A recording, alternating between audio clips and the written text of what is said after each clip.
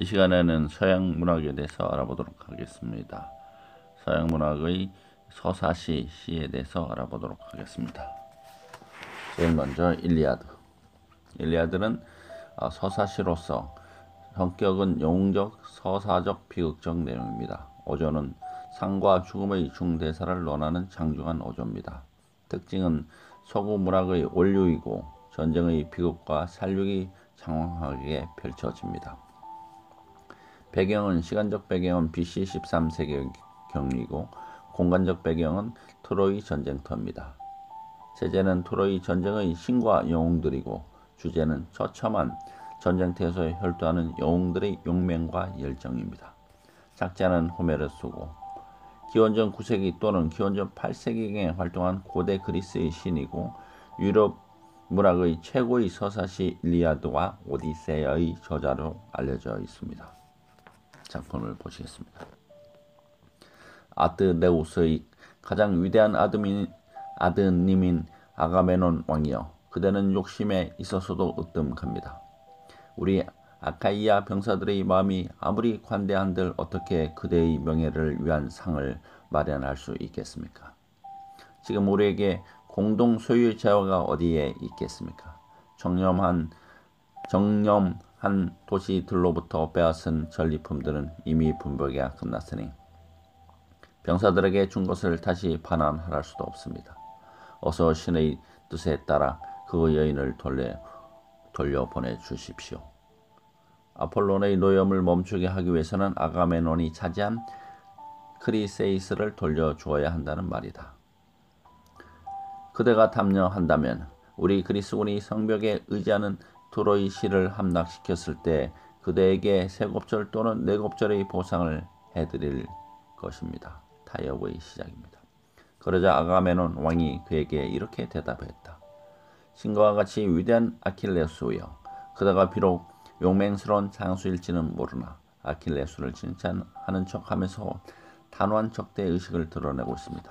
이런 식으로 얼버무려 나를 속이지는 못하오. 그대는 충분한 상을 받고 있으면서 나는 그녀를 그냥 돌려주고 상 없이 가만히 앉아서만 있어도 좋단 말이오. 안 될 말이오. 만일에 관대한 아카이아 군이 내 명예의 보상이 되고 내 마음에 들만한 상을 준다면 좋소. 그렇지 않는다면 내 발로 걸어가서 충분한 보상을 받겠소. 그대에게나 아이아스에게나 오디세우스에게나 누구이든 그때 내 상대가 되는 사람에게 내 분노가 터지리라. 그러나 이것은 나중의 일이요. 지금은 검은 배를 우선 바다에 띄워 아름다운 그리세이스와 푸짐한 재물을 실어 보내도록 합시다. 그 배에 노를 저을 뱃사공을 고르고 우리 장수들 중의 어느 한 사람을 아이아스이거나 이도메네 우스이거나 고귀한 오디세우스라도 좋고 또 펠리우스의 아들이요 가장 용맹스러운 장수인 그대라도 좋다. 그대는 아킬레우스입니다. 선장으로 태워 보내서 우리를 위해 활 속의 명수 아폴론 신을 달래고 평화를 유지하도록 합시다. 그러자 준족의 장수 아킬레우스는 눈을 부릅뜨고 이렇게 말했다. 무슨 말씀이요? 창피한 일이옵시다. 교활한 그대여, 어느 그리스 병사가 그대를 따라 진심으로 원정이나 전투에 나서겠습니까? 내가 여기에 싸우러 온 것은 트로이 창병들 때문이 아닙니다. 그들은 나에게 원망을 살만한 몹쓸 짓을 한 적이 없습니다. 내 소나 말을 약탈한 일도 없고 모든 백성에게 양식을 주는 기름진 고향 땅 부티에에서 내 곡식을 빼앗아 가지도 않았습니다. 고향 땅과 우리 사이에는 깊은 산들과 파도치는 바다가 아득히 가려놓여 있습니다. 그래도 우리가 여기까지 온 것은 오로지 그대와 메넬라오스를 위해 트로이의 인들을 웅징함으로써 그대를 즐겁게 해주려 했기 때문이요. 그대는 그런 것도 생각하지 않고 도리어 이제는 내가 얻은 상까지 차지하겠다고 위협하고 있으니 이 얼마나 염치 없고 못난 짓이오. 내 상은 어디까지나 내가 전쟁에서 열심히 쌓은 공으로 그리스 군 병사들이 나에게 준 영예의 상이었습니다. 우리가 트로이의 도시를 점령해도 내게 대한 보상은 그대에게 대한 보상만큼 충분하지 않았습니다. 전쟁터에서 앞장서 싸움을 한 것은 나였음에도 막상 전리품을 분배할 때는 그대의 몫이 항상 더 많았습니다. 나는 이제 지쳐버렸으니 야수 하나만 내 몫만을 가지고 배로 돌아가겠습니다. 차라리 배를 타고 고향으로 돌아가는 편이 낫겠으니 프티에를 향해 떠나겠습니다. 그대에게 금은 보화를 안겨주기 위해서 싸움을 계속하면서 모욕을 받는 이보다 그 편이 차라리 마음 편할 것이요. 타협의 결렬, 고국으로 돌아갈 결심을 하는 아킬레우스. 작품을 잠깐 살펴보면 아킬레우스의 분노와 그의 비극적 운명을 살펴볼 수 있고, 트로이 전쟁에서 인간과 신, 자연력과 우주의 관계를 설명해 주고 있습니다. 총 24장으로 되어 있는 일리아드는 본문 중에 제1장으로 전리품 문제를 놓고 벌이는 아킬레스와 아가메논의 싸움이 절정에 달하는 부분입니다.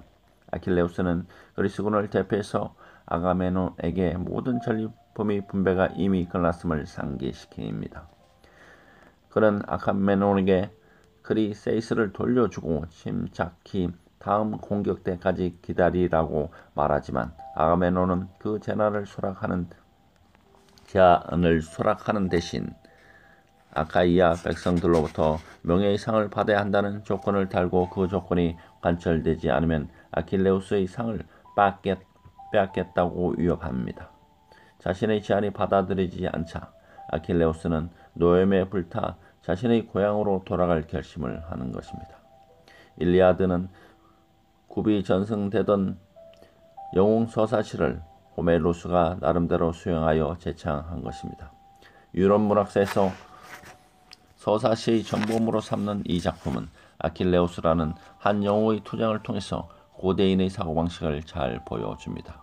곧 신들의 세계는 어떤 모습이며 신들은 어떤 존재인가, 신과 인간은 어떤 관계를 맺고 있으며 인간 세상의 중요한 일들에 신들의 개입이 어떤 방식으로 나타나는가, 인간 세상의 영웅은 어떤 존재이고 어떤 행적을 보이는가 하는 점들이 다양한 소식을 통해 장황하게 표현한 작품입니다. 일리아드의 구성. 이 작품은 내용상 세 부분으로 나눠져 있습니다. 첫째는 아킬레우스의 분노와 그 비극적 운명에 관한 개인적인 이야기. 둘째는 이 모든 전쟁의 성격을 담고 있는 트로이 전쟁에 관한 이야기. 세 번째는 인간과 신에 대한 관계, 인간과 그의 외부에 존재하는 자연력과 우주의 관계를 묘사하려고 시도한 부분입니다. 이 세 부분은 죽음, 명예, 전쟁 등과 같은 수면 주제들을 통해서 서로 연결되어 있습니다. 주인공 아킬레우스의 비극성. 일리아드의 주제는 트로이 시밖에 야영 진지를 치고 있는 그리스 장군 중에서도 가장 용감한 아킬레우스의 분노입니다. 아킬레우스는 바다의 여신 테티스와 펠레우스 왕의 아들로 어릴 때 황천의 길 스틱스에 몸을 담가 불사신이 되었으나 발꿈치 많은 물에 젖지 않았습니다. 이 약점은 영웅의 비극적 결말을 암시합니다. 아킬레우스는 폭력에 의해서 그리고 폭력을 위해 사는 사람이며 오직 맹렬한 행위를 통해서만 삶의 의미를 얻는 사람입니다. 그는 자신이 트로이 앞에 머물고 있으면 살해된다는 것을 알고 있지만 평화롭게 살기보다는 싸우다 죽는 비극의 필연성을 받아들입니다. 그는 자신의 분노로 인해 사령원과 동료 왕들과 단절되고 외톨이가 됩니다. 이런 면에서 그의 성격적 결함으로 인해 비극적 결말을 맞게 되는 그리스 성격 비극을 대표하는 인물이기도 합니다. 두 번째 작품은 오디세이아. 오디세이아도 장편 서사시고 성격은 영웅적 서사시입니다. 다양한 이야기들을 유기적으로 연결해서 생생하게 그리고 있습니다. 총 24권으로 되어 있고 제재는 오디세우스의 영웅담과 주제는 오디세우스가 겪은 모험담과 아내에 대한 깊은 신뢰와 애정을 나타내고 있습니다. 작자는 호메로스입니다. 내용을 보시면 제1권 신들의 해위. 아테나가 텔레마코스를 격려하다. 말씀해 주소서 무사 여신이여. 무지를 말합니다. 트로이의 신성한 도시를 파괴한 뒤 많이도 떠돌아다녔던 임기응변에 능한 그 사나이에 대해서 그는 수많은 사람들의 도시들을 보았고 그들의 마음가짐을 알았으며 바다에서는 자신의 목숨과 전우들의 귀향을 구하려다가 마음속으로 많은 고통을 당하였습니다. 하지만 그토록 노력하였음에도 불구하고 그는 저우들을 구하지 못했으니 그들은 자신들의 못된 짓으로 말미암아 파멸되고 말았던 것입니다. 그 바보들은 헬리오스, 태양신, 히페리온, 헬리오스의 별명, 소들을 잡아먹었고 그리하여 그 신이 그들에게 귀향의 날을 빼앗아 버렸던 것입니다. 이 일에 관하여 아무 대목이든 여신이여 제우스의 따님이여 우리에게도 이야기해 주소서. 오디세에 대한 이야기를 부탁하고 있습니다. 갑작스러운 파멸을 면한 다른 사람들은 모두 전쟁과 바다에서 벗어나 지금은 집에 와 있건만 기항과 아내를 애타게 그리는 그 사람만은 여신들 중에서 고귀한 여성 칼립소가 자기 남편으로 삼으려고 자신의 속이 빈 동굴 안에 붙들어 두고 있었다. 그리하여 세월이 흘러 그가 이타케로 기항하도록 신들이 정해준 해가 되어도 그는 노고에서 벗어나 그곳에 가 있지도 못했고 가족들과 함께 하지도 못했다. 그러자 모든 신들이 그를 불쌍히 여겼다. 오직 포세이돈만이 바다의 신이고 제우스의 동생입니다. 그렇게 하지 않았으니 포세이돈은 신과 같은 오디세우가 고향 땅에 닿을 때까지 끊임없이 그에게 노여워했던 것입니다. 포세이돈의 아들 폴리페모스의 눈을 멀게 했기 때문입니다. 그러나 지금 포세이돈은 저 멀리 아이티오페우스인들에게 가고 없었다. 인간들 중에서 가장 먼 변방에 있는 그들은 아이티오페우스인 둘로 나뉘어 일부는 해가 지는 곳에 일부는 해가 뜨는 곳에 살고 있었는데 그곳에서 그는 포세이돈을 말합니다. 황소들과 양들이 헤카톤페를 받을 참이었던 것이다. 그는 그곳에서 즐거운 마음으로 잔치 자리에 앉아 있었고 다른 신들은 올림푸스의 주인인 제우스의 궁정에 모여 있었다. 그들 사이에서 인간들과 신들의 아버지가 먼저 말문을 열었다. 인간들과 신들의 아버지는 제우스를 말합니다. 그는 아가멤논의 아들로서 명성이 자자한 오레스테스의 손에 죽은 나무랄 데 없는 아이기스토스를 마음속으로 생각하고 있었던 것이다. 그자를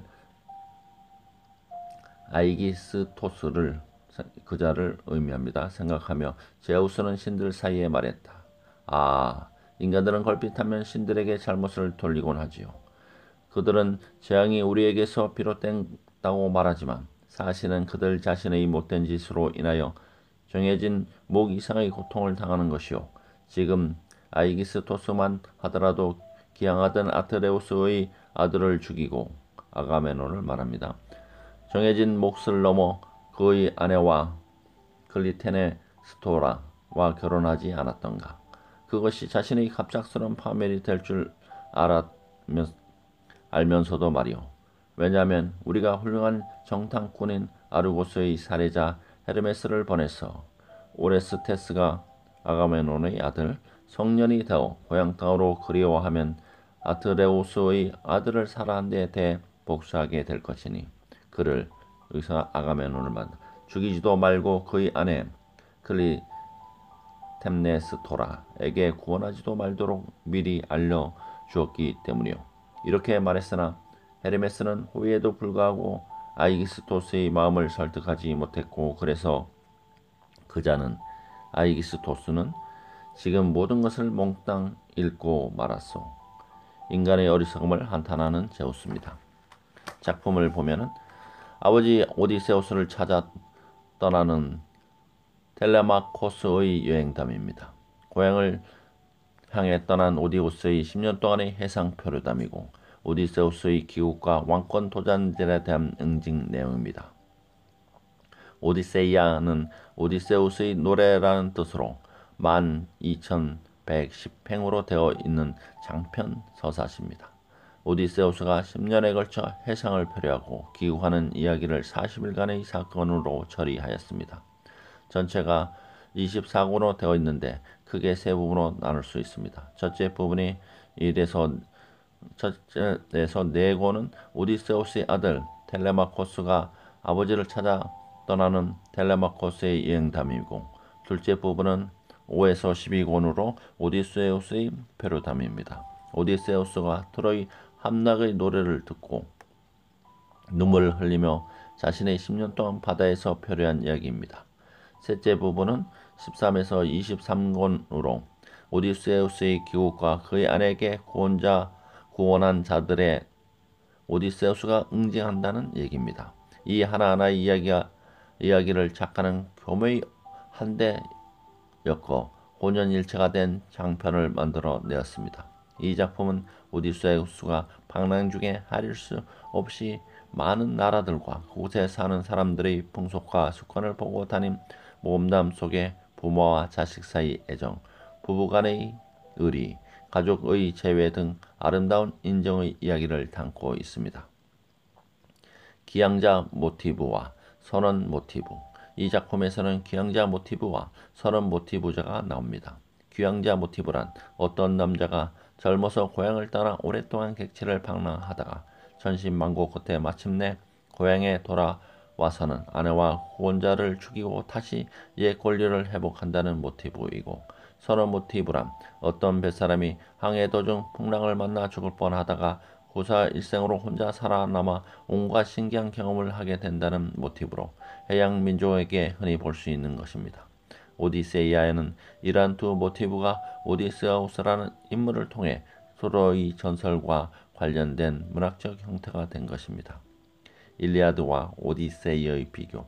일리아드는 트로이 전쟁을 다룬 이야기고, 오디세이아는 트로이 전쟁 후 오디세우스의 기항을 다룬 이야기로 오디세이아는 일리아드의 속편격이라고 말할 수 있습니다. 그러나 내용을 살펴보면 양자의 차이는 적지 않습니다. 일리아드는 순전한 전쟁 서사시로서 처참한 전쟁터에서 혈투하는 영웅들의 용맹과 열정이 흥미의 중심이 되어 있고, 그 중에서 특히 힘세고 겁없고 자존심이 강한 영웅 아킬레우스의 분노가 잘 내는 파란 곡절이 두드러지게 부각되고 있는 한편, 오디세이아는 전쟁은 이미 지나간 일로 이따금 해상될 뿐 마지막 복수의 장면을 제외하고는 전편의 평화스러운 분위기가 흐릅니다. 그러한 분위기 속에서 두드러지게 부각되는 것이 주인공 오디세우스의 용기와 지략과 침착성이며, 거기에 부인의 정절, 부부 또는 부자지간의 깊은 애정과 의리 등이 가정적인 요소로 결들여져 있는 작품입니다. 세 번째 작품은 니벨룽겐의 노래가 되겠습니다. 이 또한 서사시고 성격은 영웅적 서사식 비극적인 겁니다. 시간적 배경은 4세기 말 게르만 민족 대이동시고 공간은 독일이 되겠습니다. 제재는 지크프리트 전설과 영웅들의 이야기입니다. 주제는 영웅들의 비극적인 삶입니다. 독일에서 유일하게 독일 민족의 성향이 잘 나타나고 있는 영웅 서사시의 절정 작품이 되겠습니다. 안타깝게 작지 않은 미상입니다. 작품을 보겠습니다.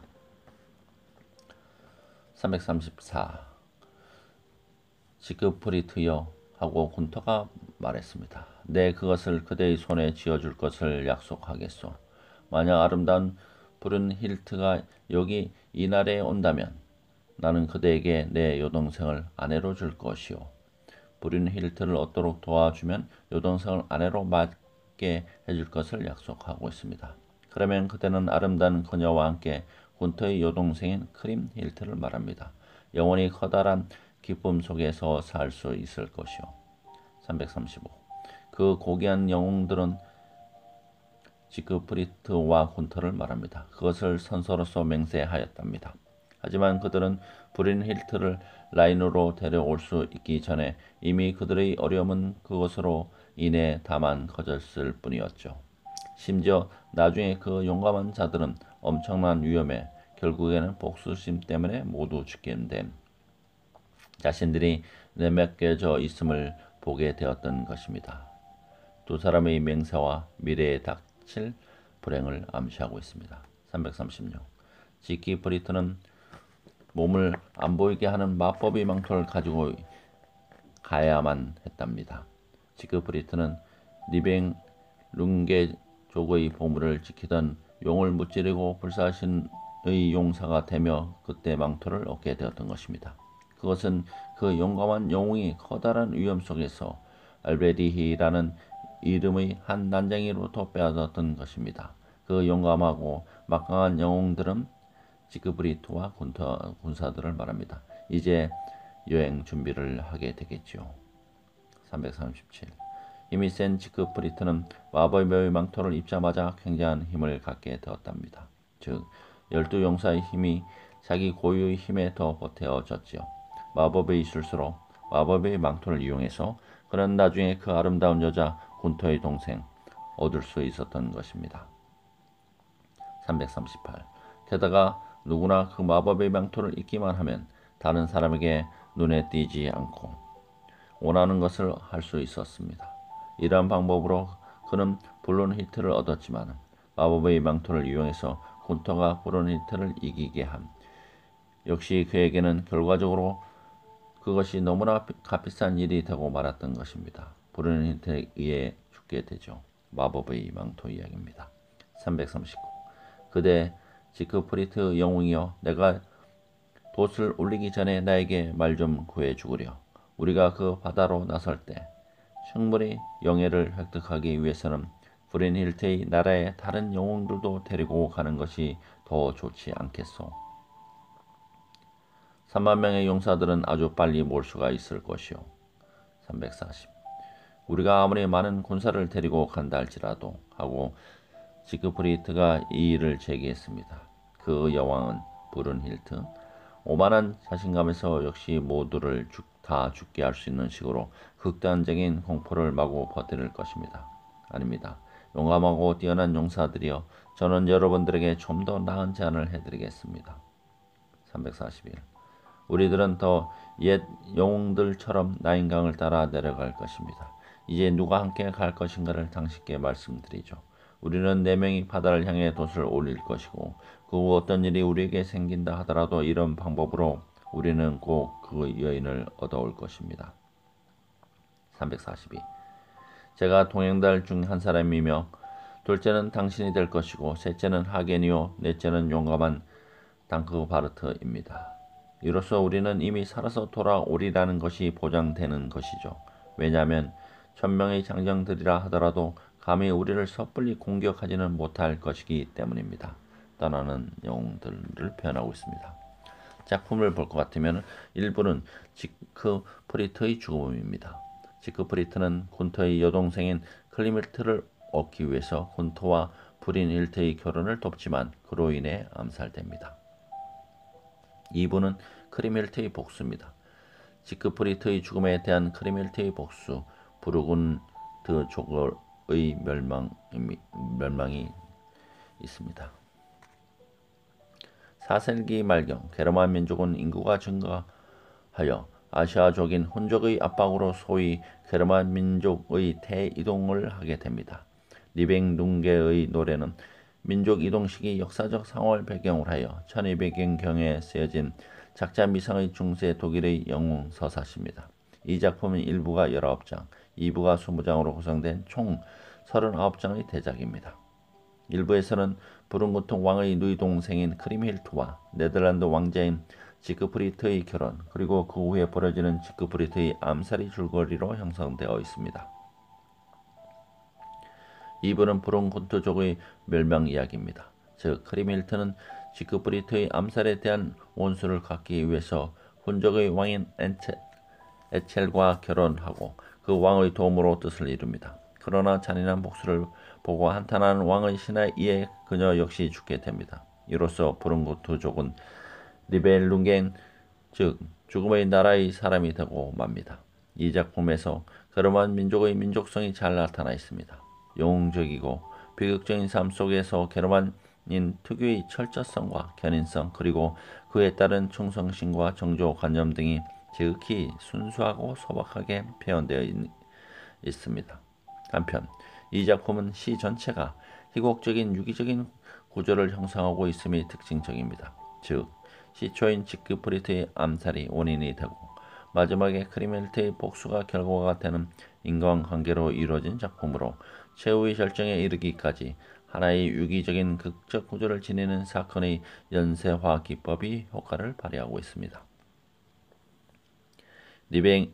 니벨룽갱의 노래의 창의적 형식은 이 작품은 장품 서사시 장르에 속합니다.